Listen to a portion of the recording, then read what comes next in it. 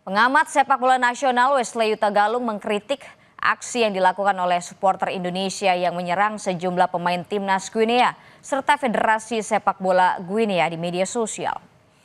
Supporter sepak bola Indonesia membanjiri akun Federasi Sepak Bola Nasional Guinea serta para pemain timnas Guinea dengan komentar rasisme usai Garuda Muda gagal memboyong tiket Olimpiade 2024 Paris.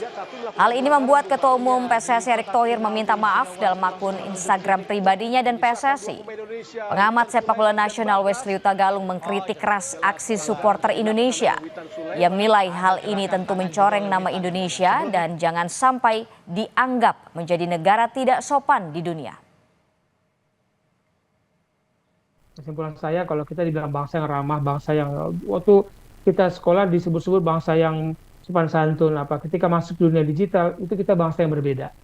Jadi kalau Microsoft sempat melakukan riset penelitian bahwa netizen kita yang paling gak sopan se-Asia Tenggara dalam beberapa tahun lalu, ya bisa jadi sekarang gak sopan sedunia.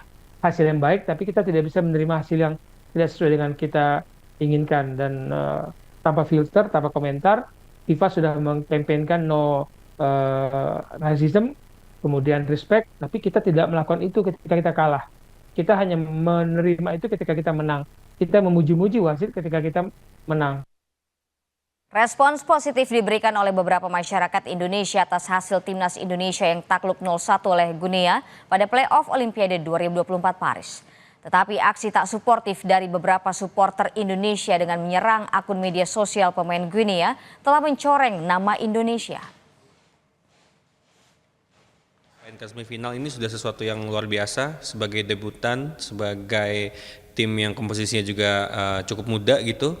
Ada contohnya seperti Marcelino masih belasan tahun umurnya. Jadi mungkin kita harus ubah pola pikir kita lagi bahwa ini sudah melewati, ini bukan suatu kegagalan, ini sudah melewati target yang sudah ditentukan. Adalah pencapaian yang sudah luar biasa. Jadi rasanya sangat nggak etis gitu. Udah nggak ada alasan kita buat nyerang timnas, nggak ada alasan kita buat nyerang lawan-lawan timnas. Itu menurut saya sih cuman pelampiasan kesel aja gitu, nggak mendasar gitu perbuatan kayak gitu. Benar secara teknis permainan kita sebenarnya nggak kalah ya, cuman memang kita tahu ada beberapa pemain yang tidak bisa hadir di sana sehingga ada lubang di permainan timnas, sehingga akhirnya ya kita memang harus mengakui kita kalah dari tim lawan. Kan sekarang sudah ada forumnya ya, Presidium Nasional Supporter Seluruh Indonesia ya. Saya berharap PNSSI terus bekerja keras mengedukasi supporter-supporter di seluruh tanah air untuk ya setidaknya bisa menjadi supporter yang lebih baik lagi, bisa menerima kekalahan dengan lapang dada. Kita bisa lihat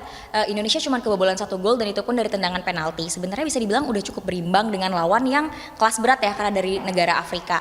Cuman mungkin untuk mimpi tampil di Olimpiade untuk sekarang memang mungkin harus ditunda dulu. Supporternya sendiri juga harusnya bisa mengedepankan sportivitas.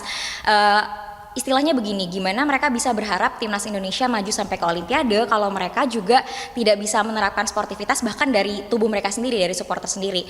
Makanya mungkin kedepannya saya berharap untuk supporter Indonesia bisa lebih sedikit menurunkan egonya terkait harapan dan ekspektasi ke timnas Indonesia, karena sejauh ini pun timnas Indonesia udah berprogres.